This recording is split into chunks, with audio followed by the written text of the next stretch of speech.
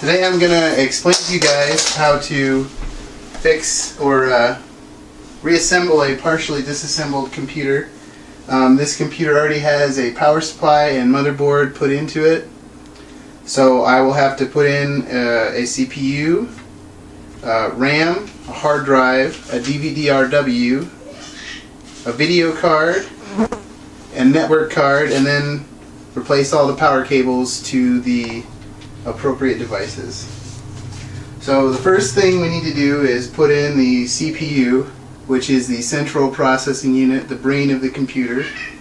All the information that goes through the computer goes through the CPU usually at some point, except for in some cases the graphics. The CPU usually fits into a zero insertion force or ZIF slot, which has a lever that puts the CPU into the appropriate alignment with the pins on the motherboard. The next component that we'll install is called the RAM, or Random Access Memory. This is a DIMM memory chip, and there is a notch right here off center that indicates how exactly it fits into the slot on the motherboard. It only fits in one way, so if you have to apply too much pressure, you probably need to turn it around. While you're applying firm and gentle pressure, you will hear clicking from brackets that indicate that it is in place. There's 2 clicks, one from each side. The next thing we will be putting in is the hard drive, which is already screwed into the chassis. So all we need to do is find the proper SATA cables and plug the hard drives in, and then the proper SATA power adapters, and plug those into the hard drive. The next device we plug in is the DVD-RW. DVD-RW stands for DVD Write-Rewrite, and it allows you to write DVDs and read DVDs and CDs as well. Just like the hard drive, you have to select the proper connector for the board. This DVD-RW happens to be PATA or IDE, and it needs to be oriented in a proper way.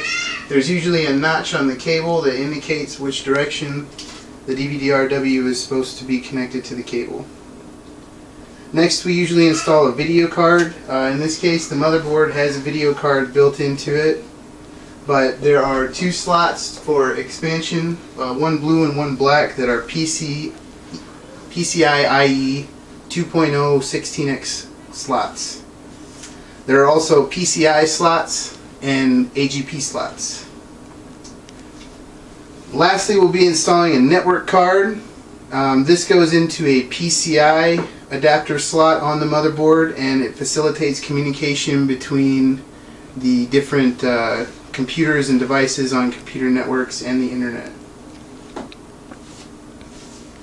After we're finished with that, we take the cables. This is a standard 24-pin ATX connector for power that goes onto the motherboard here next to the memory, and then there is a 4-pin Pentium 4 power connector that goes up next to the CPU fan. The network card would fit down here in these white slots and would be fastened in with a screw along the side of the case here. After that's all done, we would replace the side cover and then plug all the cables into the back and run the power on self-test or post. And that is how you would replace the hardware components for a partially disassembled computer.